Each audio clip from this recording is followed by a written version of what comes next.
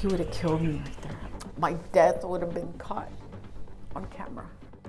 New footage obtained by Fox SA shedding light on what really happened the day of the Robb Elementary shooting, and it made clear the name of an educator once blamed for the tragedy.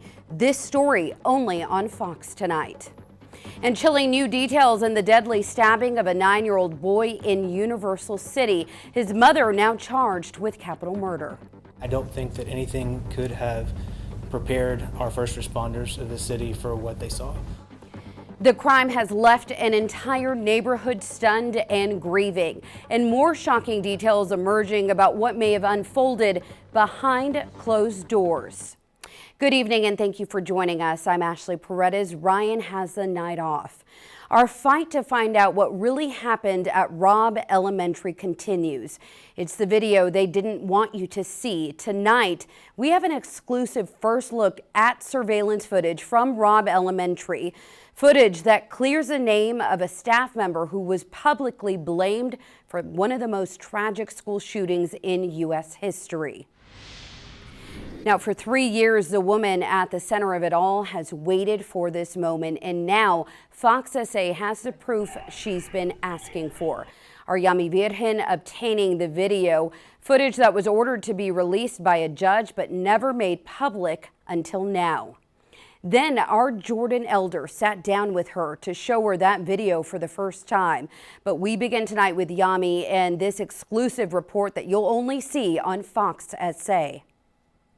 When we first started obtaining the records 2 weeks ago from Uvalde CISD, we immediately noticed there were things missing, including video that was taken inside the halls of Robb Elementary, video that will clear up the name of at least one staff member.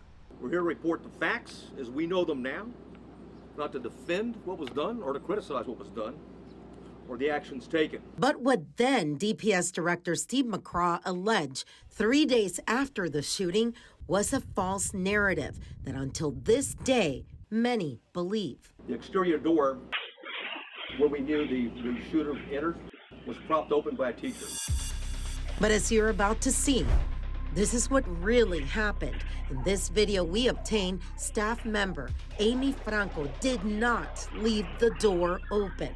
After media outlets sued for records, the judge ruled for Uvalde CISD to release everything. But the school district claims that DPS still has their video. The video we exclusively obtained shows Franco going outside with a cart, and a few minutes later comes running back after she saw the shooter's truck crash in the ditch.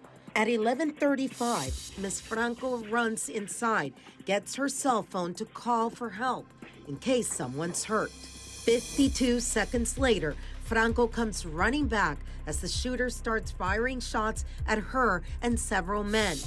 You can see she clearly picks the rock from the door and pulls on it to make sure it closes. Franco then rushes to warn other teachers while on the phone with 911, knocking on doors and screaming what the threat is.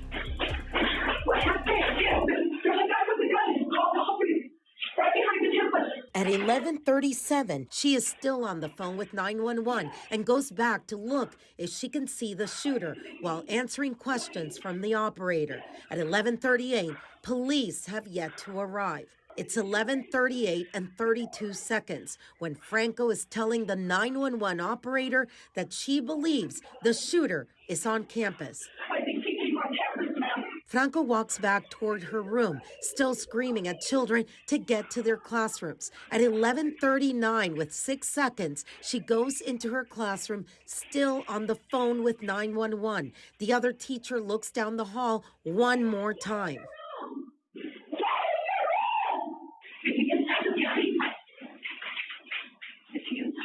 Shortly after that, both teachers go in their classrooms, and seconds later, the shooter goes in the school at 11:40:07. As you can see for yourself, there was no rock holding the door open. This video is the same one law enforcement saw before the press conference was held on May 27th. In these documents recently released, we see that the school district knew that the key details shared by McCraw were wrong the same day as the press conference. In this email dated May 27th at 12:38 p.m., Franco's supervisor tells then Superintendent Hal Harrell that Franco had told authorities the door was not propped open when the shooter entered. The next day, the supervisor again sends an email to the superintendent stating she had been in the hospital that morning with Franco and found her with FBI agents and Texas Rangers. She said that law enforcement had told them in the hospital room that after reviewing surveillance cameras in the school, they could clearly see that she did not leave the door propped open and that she kicked the rock out of the doorway and pulled the door shut. Emails show FBI and Texas Rangers told Franco and her supervisor at the hospital that the door may have been faulty or it had not been locked from the outside to begin with, and that McCraw had not even spoken to them before making his claim. It took them another 4 days to retract the false statement, but by then, the damage to Franco was done. And it was right here on this corner on May 27th that a press conference changed everything for a staff member, Amy Franco. And today, Jordan Elder's here with us today, and you've been speaking to Ms. Franco for months. You showed her the video. What did she have to say? Well, ever since that day, Amy has known that she did not prop the door open here at Robb Elementary. And now she got to see the video that proves it, video that she hopes the whole world can now see. When they said those documents were going to be released, I knew what I was looking for. And when it wasn't in there, I said, they're lying. Had I ran out, he would have killed me right there. My death would have been caught on camera. Camera footage Franco is seeing for the first time. We obtained never-before-seen video from inside the Robb Elementary hallway. You can see kind of that sliver of light at the bottom of the That's door. where the rock is. With the rock. Mm-hmm.